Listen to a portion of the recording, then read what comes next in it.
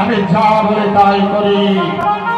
এইবার আমার পথের কাটা গৌতম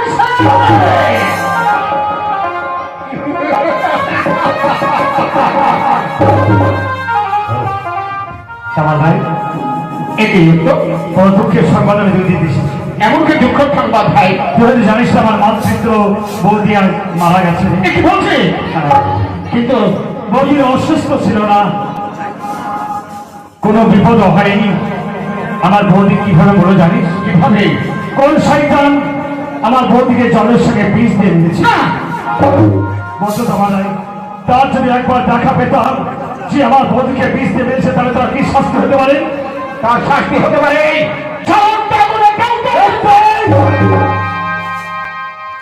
কি বলছি? তোমার নাই কি বলতে চাইছিস তুই?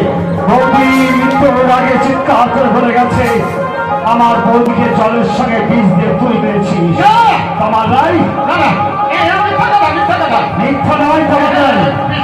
ভালো করেছে বন্যার ধারে সুন্দর করে স্নান করে আমার বৌদির একটা চিতা সাজিয়ে চিতার পর শুয়ে দিয়ে এসেছি। এবার শুধু মুখে আগুন দিতে বাকি আছে। চিতার পাশে দাঁড়িয়ে ভুষ্যের মতো প্রতিজ্ঞা করেছি, যখন পর্যন্ত আমি তোকে ধরে চিতার পাশে না নিতে পারবো তবে আমার বৌদির আত্মশান্তি হবে না।